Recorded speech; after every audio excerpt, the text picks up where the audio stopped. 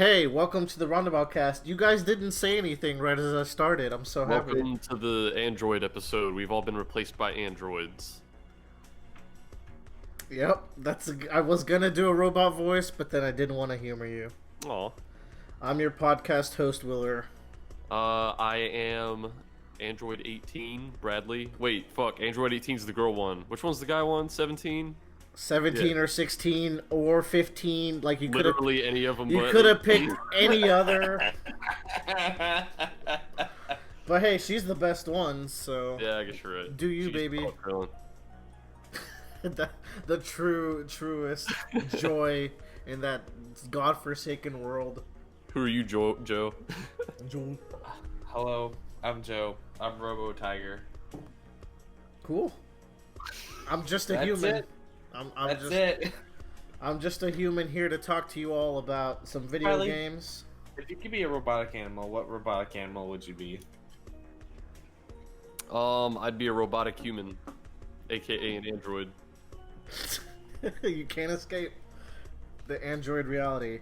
Let's go over what we're going to talk about today. We're going to talk about Kingdom Hearts 3's DLC, which I've been playing a lot of. We're going to talk about Runeterra, which recently came out, and you guys have been playing. And then we got some movies today. Then we got an assortment of movies for you all, and then me and Joe are going to do The Good Place finale cast. Oh, that's right. That's right. Bradley could be here. Oh, I don't know if Bradley should be here. I don't think Bradley should be here. With that being said, let's roll into topic 1, which is my KH3 adventure. So, earlier this... at the end of January, basically, Kingdom Hearts 3's DLC came out for a whopping $30. Ugh. And some free changes, so even if you don't buy the DLC, I believe you still get some really good changes, such as way better combos for Sora, so he just moves snappier. He feels great now. Yeah, I've realized that when I was playing. I was like, wow, I don't remember it being this, like... because I've been playing a little bit, too. I don't remember it being as, like, smooth when it came to hitting enemies, because I remember that was kind of like a thing. But I did feel like I was transitioning from enemies as well. For like Kingdom Hearts 2. I don't think you equipped the new abilities, Joe, so that's probably a placebo effect. Might be a placebo effect. I don't know. It's also just I haven't played the game in a long time. Yeah, it's been a year. It's been a year since the game came out. I feel like when I want to jump into the DLC, I'll probably like start a new file first and then play through the whole thing and then... That's what I'm doing. I did that. I lost my save, as we all know from the big PS4 incident of 2019. Well, I didn't have a choice. I already had 80 hours into that game between my first playthrough, between level 1 that I was partway through, between some critical I was partway through. Anyways, restarting on critical was really fun, because this DLC introduces a fun new mechanic called the easy codes and the pro codes. So when you start the game, you get to choose which codes you want. So easy codes are basically cheats you can turn on, which is good if you want to restart the game, Bradley, and you want to kind of and you want to kind of blaze through some of the fights where it's like, I'm just trying to speed up my process here. You can turn on codes such as regen HP, regen MP, kill enemies in one hit, consistently get form changes, infinite. Can you turn on the code from Lego Star Wars that puts the broken C-3PO on your back? Yeah. No, I'm sorry, you can't do that. Damn it. So those are the easy codes, which is nice because, as I'll get to later, even in beginner, and standard, the DLC is incredibly tough. So I feel like for people that just want to get to the story, that's there for them. But then you got the masochists like me, and we got the pro codes. So pro codes are codes you can turn on during most bosses in the game, and they range from reduce your HP, your defense to its initial state, reduce all of your stats to their initial states, drain your HP and MP constantly, no links, no shot locks, no transformations, and you get to mix and match. Each one of those has a varying difficulty, no items, no cures, stuff like that. Yeah. And the more you have on for each boss, you get scored. And there's a very strict ranking system where to get an A rank by the end of the game, You need to roughly have 70% of the codes on for every boss, including the DLC, and you can give or take some codes here and there. So I think that's a fun way to play. That's probably going to be my next playthrough, try to get an A rank, because I really underestimated those codes and how hardcore you have to go to get that A rank. Like, there's 500,000 points in total, and you need like 360,000, so a good chunk of them. Why not S rank, Willer? There's no such thing, Joe. Oh, that's a shame. Weirdly enough, for a Japanese game, they like to go to S. That aside, we get to the actual DLC, where to get to DLC, you have to have a clear file. So after you beat the game, you just boot up the DLC. And a few spoilers here, Bradley. Just conceptual spoilers about the DLC. Yeah. It helps explain the finale of the game and like that final sequence where there's some weird time traveling shit that goes on, as you'll recall, and it's like, wait, what is happening in any of these scenes, really, because it's Kingdom Hearts. And in Nomura's head, it makes sense, but he's like, well, I guess I'll make a DLC and properly explain how this all came to be. And it comes together pretty nicely, you know, as far as... I was like, alright, cool. Yeah, as far as Kingdom Hearts can go, it really helped. And what it amounts to is you get to redo all the fights that you do in the Keyblade Graveyard, so all the organization fights, but there's some new ones in there, because time-traveling Spirit Sora has to hop between the hearts of all of the Keyblade wielders, so you're with them at separate points, and you get battles that you didn't before, and that's all fun and dandy. And then you finally get to Scala, the final world of the game, which was just a big boss arena originally. It's actually explorable now, so it's a proper small world. It's really pretty. After that, though, the DLC really pops off, where you get these sequences that might just be my favorite in the entire franchise. They're so good. You get this incredible fight where you control all of the Keyblade wielders except Sora. So that's Terra Aqua Ventus. That's not Kairi. She's dead at this point. The whole reason it's explaining how she got revived. The whole DLC. So you get Terra Aqua Ventus, you get Shion, Roxas, and Axel, and then you get Mickey and Riku.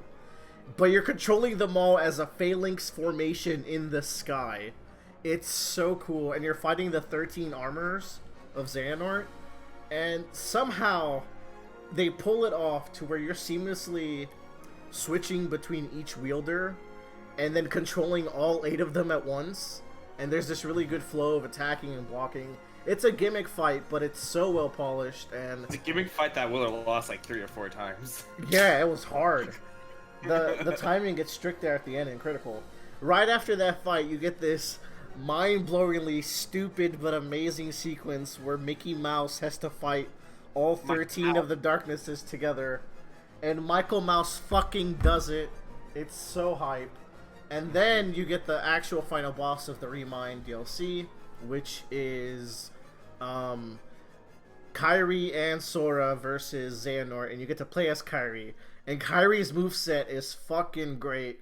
Just pressing X has her throw her Keyblade, and then it'll just hit him at any distance, and she instantly teleports to where he hit him, and you get the combo. And there's these really cool things where you get this team attack where they attack you together with like angel feathers, and then a feather flies by the screen, and it took me a while to notice, but the feather that flies by has a different memory between Sora and Kairi, and I was like, that's so cute. It's great. That ends ReMind. It's like a solid 3 to 4 hours with some padding because you get to redo those fights. But also it's fun if you're like, oh, I just kind of want to redo those fights for fun. You can restart that at any point. But then you get to the real meat of it, which is the Limit Cut episode, which features the Final Fantasy characters and Riku diving into Data Sora 2.0. It's a year later from the story of Kingdom Hearts 3, so it's a proper sequel story. And you get to fight all of the organization members individually, so that's 13 extra fights, plus a super secret boss, which if you saw the trailers, you probably already know who it is, and I haven't gotten to him yet, All I know about him is I hear that if you use the Kupo coin item, the one that lets you like revive after you die, he can steal that item off of you, and then I believe if you kill him, he revives using the Kupo coin. Oh. So do not bring the Kupo coin into that fight. Who's this? Bradley, do you want to know who the? I suspect I know who it is, but I'm not sure. So Nah, you can just look it up, Joe, or play it. Just get there with your easy codes. As Still in toy box. yeah, you're still pretty early. As for the data fights themselves, these shook me to my core in ways I was not expecting. These are by far the best content in Kingdom Hearts 3. I'd go as far as to say they're the best content in any Kingdom Hearts game. These bosses are so well designed, but also so bullshit. It's like their attack patterns are insane, and the fact that I've beaten, what am I at? 6 or 7. 11. Oh, you're at 11 now? Yeah, all I have left is Xemnas, Oh, I didn't think it's which will then unlock Shion and Master Xehanort, and then you get the secret boss. So that's like the main thing I've heard from this DLC is people talking about these dozen plus super bosses. They're insane. So Kingdom Hearts 2 had this in the Final Mix edition, and they were my favorite fights up into this. These bosses are even cooler, dude. They're even harder. I can do the Kingdom Hearts 2 bosses in level 1 after many tries, of course. They're very difficult. At level 99 critical, I am getting my ass handed to me, where each boss usually takes at least an hour of trying. Some have gone up to 2, though some of them I just kind of blazed through. Like, who did I beat really fast? I think young Xehanort I beat in 25 minutes, so that was nice. Because fuck that kid. And they're the kind of difficult that's fair, except maybe Syx. I think Syx is mind-blowingly difficult. He's easily the hardest boss I've ever fought in a video game. Fuck. And supposedly Shion and Master Xehanort and the secret boss are supposed to be the hardest of the bunch, so I can't picture it getting harder than Syx, because he has moves that are unblockable, which is, there's a lot of that in this DLC batch where you have to really pay attention to patterns, and like a boss might hit you with 1 blockable, 2 blockable, but then a 3rd unblockable move, so you have to know when to dodge, or they're just shooting unblockables at you, or they're doing in delays where they'll attack you 1, 2, and then have a delay so you waste a block, and then 3 comes and it kills you because you mistimed your block. I remember you saying there was one attack on one of these bosses that you thought was unblockable until you saw someone who's a god online fight the boss, and it's like, oh no, you just have to be really good at the timing. Yeah, the learning curve is massive. So the problem with Syx is, just like Kingdom Hearts 2 has a berserk meter, that fills up around 2.5 bars of his damage in, and then he goes into this batshit insane berserk. Like, if you guys watch my footage that I streamed of this, it's insane how fast he's attacking. And the problem is, his attacks are letting down these purple shockwaves that are unblockable. And that wouldn't be a problem if every single attack didn't cover half of the stage. So he's doing these multiple attacks where each one covers half of the stage with unblockable hitboxes. And there's a very strict timing where you have to punish him during this. Like, during this entire, like, minute where he can be berserk, you can only punish him, like, 3 times. It's nuts! Yeah, so, needless to say, he was the one boss I had to cheese hardcore. Whenever he would go into his desperation move, I would just pop Simba and kind of hop around until he was done trying, and then pop out in a good timing and heal up and do all that. What's really cool also is how each boss has really unique mechanics. So, for example, Marluxia can set a timer on you, where after that timer expires, you automatically die. So during this time, you have to somehow block his attacks and then hit him enough to break through his armor phase to escape it. And then after you think you've beat him, he has some tricks up his sleeve which are fucked up. You have Um, Luxord is really fun. You have to do all these mini games with him to properly hit him, and I think it's a more well realized version of Luxord than in KH2. That being said, very confusing on what you should do for those mini games, but eventually when you get it, you're like, okay, this is fun. You get stuff like Ansem can just throw all of these status effects on you, so you can put the, like, Kingdom Hearts 3 has status effects, which you almost never realize during the main game.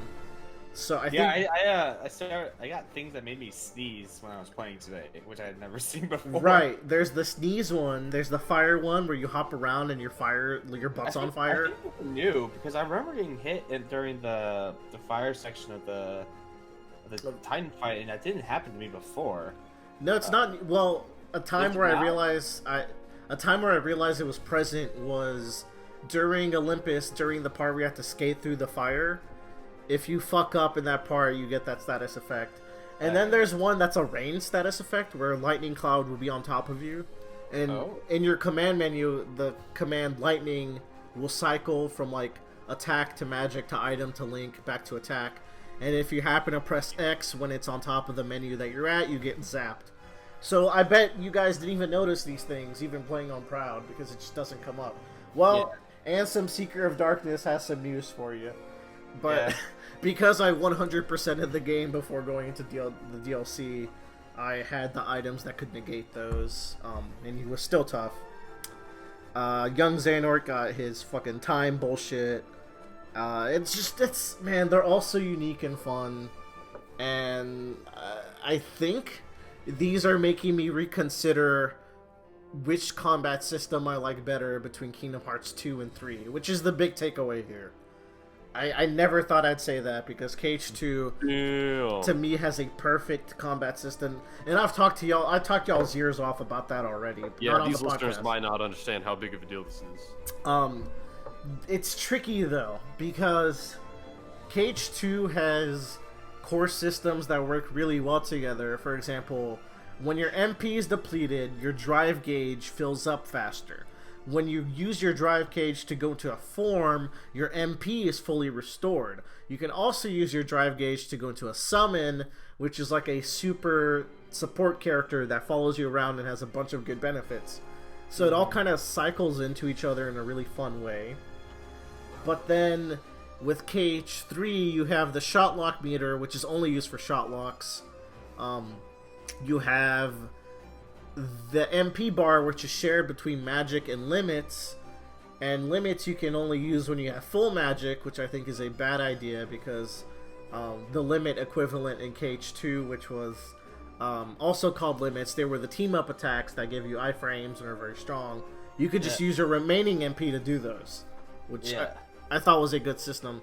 But then the trade-off is limits can heal you. They like heal you halfway on critical, so there's that too. Like, it's just a little messier when you get to the KH3 way, but what KH3 has going for it is, I never thought I'd say this, but KH2 has Reflect, which is a very good get out of free card, more or less. You still have to know how to use it, but it's less lenient than blocking. With KH3, all you can do is block, roll, jump, double jump, and air block, and air dash. So within those 6 states, they managed to make these really well-designed bosses that have you utilizing all of those states and knowing when to use them. Air block in particular really changes things, and it just works out a lot better to where the enemy design in KH3 for the data fights are better. Yeah. Because I think of your more limited moveset, which is interesting. And then you got the forms, which are very cool, but you know, you have to build up to use them. You don't get to use them on command. So there's all these little differences that balance them out. And the super attacks. Yeah. Another cool thing that these fights utilize is the air step move, where if you lock onto an enemy with your shot lock and you press square, you teleport to them, right? Yeah. Which is something I feel like people forget while they're playing KH3, because it's not quite what you remember from KH2. Like, it's not an ability that's there, so it's kind of new and easy to forget. It's really pivotal in these fights, where the bosses have very small windows to be punished. So sometimes you'll be blocking their attacks, and then on the final hit of the attack, they kind of jump far away from you, but they're vulnerable during that time, and it's one of the few times they're vulnerable. So you have to use the air step to dash over to them and start comboing them, which feels really good. So, I mean, yeah, I might explore this topic in the future, but those are some of my favorite combat systems ever. And I think KH3's didn't shine until now because a lot of the bosses in the worlds are the big bosses. And while KH games have good big bosses, they also really shine where there's a good mix of like small human-sized bosses, which when you think about it, KH3 had almost none of. Until the very end, and then even then they were pretty quick. Yeah, and the problem with them is that you're fighting 2 or 3 at a time, so you don't really get these very intricately designed movesets. Very like, true. if there you... ain't no Dance Water Dance you have to deal with. I miss Dance Water Dance. Dance Water Dance is the fun bullshit. For example, like, if you look back at KH3's bosses, I think the only humanoid boss in a Disney world is Barbossa. No, not Barbossa. Davy Jones. And even then that's barely a boss fight. I mean, he has a lot of health bars, but you can also crush him if you're over leveled at that point, which is likely. That was And then me. every other boss is like one of the big variants. You get like the Goop of Horror, which is like, oh, it's the boss that has high defense, so you have to hit it with magic. It's not a very fun one. No. I like the Corona one and the Frozen one. Corona was fun because I had the shooting star. What's it called? Yeah, the shooting star transformation. So you get the wait. So that's pretty fun. One of my favorite moments playing the game was there's a point where the monster like comes up on the top of the tower, but you can like do something and it knocks it off the tower. You just have to get up there. It's dropping bombs on you. You have to get up there and you have to drop it, and then you get to sky drop it. Yeah, what was great was that like when that happened, I had transformed, so I was just like shooting down towards the thing as I was falling at it. So it was just a cool like, little movie moment. That's sick. Yeah. And then you have the Dark Baymax fight, which is just like a shoot 'em up. That was such a Dark Baymax, good idea. That execution of that fight, terrible. It's one of my least favorite fights. So yeah, there's all these little things. Well, I have a question for you. What's up, Joe? When it comes to like difficulties, because you like difficulty games, right? I like them. Okay, so Kingdom Hearts. This is gonna be a multi-step kind of thought process here, so you're gonna bear with me for a hot minute. So Kingdom Hearts has a lot of side content to it. Like it has the Frozen game. It has the Little Mickey Mouse, like 2D Game & Watch kind of stuff. It's got the pictures that you have to get. Yeah, it's got the chef games. It's got the flans. Which, so fuck 2 of those flans in particular. Flans are a little bit different from what I'm going with. You'll understand why. It's like those games are outside the normal core, like gameplay loop of the game. Like they aren't like you're using your keyblade to do something. Like the flans are kind of an example because you're Some of them you are using. Yeah, you're still controlling Sora. So like when you go to critical mode, do you think those games should also be scaled up to a critical version, or do you think they should just remain? Nah, they're fine. They're fine the way they are. Some of them are already pretty tough. I'm someone who likes the bullshit mini games in Kingdom Hearts, just because, like, I don't know, it's kind of funny to see what they'll come up with, and they break up the combat, and a lot of them are optional, except for Command Board and Birth by Sleep, which you have to play every single board and win with every single character to complete their goddamn journals to get that platinum trophy. It is the most miserable platinum trophy I've ever had to get. Even getting Riku to 99 in Chain of Memories, at least I could just turn my brain off and grind forever. Those trophies I had to be paying attention because I'm playing a goddamn Monopoly board game. Man, even for someone like me who loves Chain of Memories, grinding to get a character up to 99 sounds like such a pain in the ass. Not bad with Sora, because you can just use Mega Flare, right? But Riku, as you'll recall, doesn't have, like, slights that you can use. You have to enter his dark mode, and then he only has 3 different slights he can use, so it's... And even then, like, with Sora, even if you don't want to just go with the most efficient slights for farming, at least you can mix it up and do different play styles, but Riku kind of only has like the one set of attacks. Yeah, so grinding with them. What you do is there was enemy cards in that game, and you put the Lyaxis one that gives your attacks a chance to insta-kill enemies, and then you just gotta pray. It's horrible. What was the next steps of your question, Joe? Because I do not. That was the final step. Okay. Basically. Yeah, I don't agree. Mini games. That's why I held off on the Flans. The Flan ones are. I don't imagine those would get upgraded by critical. No, they don't. Okay. If they did, there's one of them where you have to take pictures of the Flans while they're doing poses, and you have to you only get to take 7 pictures, and you have to perfect them all. But there's like 15 Flans where you can choose from. I was so stressed because if I mistime one picture, I'd have to restart it all over again. And then there's one in San Francisco where you have to jump off of Flans, but eventually you start jumping so high where you do the free fall animation, and it gets really hard to line up where you're landing. Fuck that. What do the Flans give you? The Flans give you the cooking recipes for fruits, which you need to use for the dessert menu. And once you complete every recipe, you get the cooking keyblade, which is a really cool one because it's a version of the shield one that's fire-based, and you don't get a shitty finisher where you're on the horse shooting lightning, which is the worst one. I hope you're proud of me. I finally figured out how to use the Dream Meter link, like, the other day. Hey! I realized there was a second button. It wasn't just one button to do whatever.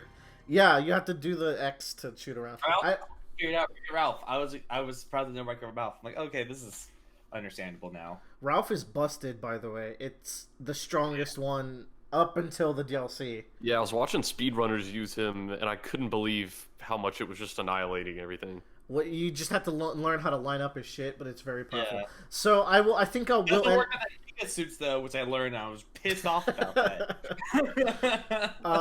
I will end it by saying, between comparing the two combats of the two games, Kingdom Hearts 2 has a better level 1 run because it's very punishingly hard, but you do a shit ton of damage because things scale better.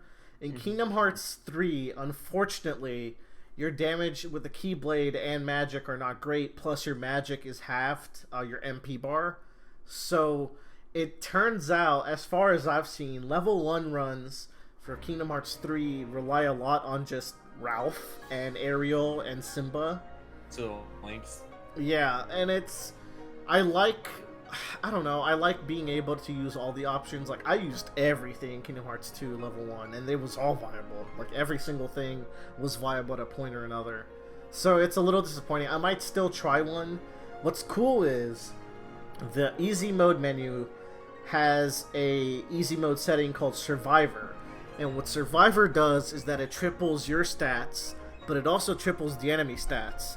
So if you do that with a level 1 run, you get this kill or be killed glass cannon playthrough, where you cannot be touched because you will get melted, but at the same time you'll do relevant damage even while you're level 1. So I might actually do that instead. But hey, if you got Kingdom Hearts 3 and you haven't picked up the DLC, story, yeah. It's $30, which I think is very steep for its price for 10 hours of content that's for the average Kingdom Hearts player, I would say. So, tricky thing about that, right? Yeah. This is a complicated question. So, if you're super into Kingdom Hearts for the story and the crazy lore, and you want to see how stupid it gets, which is what I'm in there for as well, this DLC, half of it is gonna be minor stuff, and then the other half of it, speaking of the story section, will be new stuff that you're really into. And then after that, you get the super bosses, but then story is locked behind those super bosses, where when you beat the secret boss, apparently it'll very explicitly kind of lead into the next saga of the franchise, right? I don't know exactly how, but I'm very unspoiled, but we'll see. So with that being said, it's very much a gameplay-focused DLC, but there's also important story bits in there, so it's kind of tricky. And it's not 10 hours of gameplay, because depends what difficulty you're doing this on. If you're doing this on Proud and Critical, and you're not a god, this is like another 20 to 30 hours of good gameplay. It's gonna be a lot of you dying, but it's going to be a lot of you learning. Alternatively, if you're just in it for the story, you can play with the easy codes or on standard and beginner and breeze through, but then the DLC will only be like 8 hours for you for $30. Yeah. So I guess it depends on what kind of player you are. You could look up the cutscenes if that's all you care about. Because, yeah, the $30 is pretty steep for... Like, I think for someone like you, it's perfect. It's fine, because you'll do all of that content again and again. Yeah, I don't give a fuck. But I can understand why some might. But, like, to be honest, the only reason I bought the DLC was because it came with a sweet PS4 theme, and I just wanted the PS4 theme. Well, it turns out the DLC is great, and Yeah. it's some of the best gameplay you'll find anywhere. Yep. Anywhere. All right, that's good for Kingdom Hearts talk. This was good also because we weren't podcasting when KH3 came out, so we got to get some KH3 talk out in the open. Whoa. Yeah. Discord, Aqua's a babe. Dude, Discord got a sweet update now where if you hover over like a message, it gives you like your top 3 like used emojis, so you can just instantly click them to add them. Right. That's true. Sorry. Anyways, I'm kind of excited. that's our Kingdom Hearts talk. May your heart be your guardian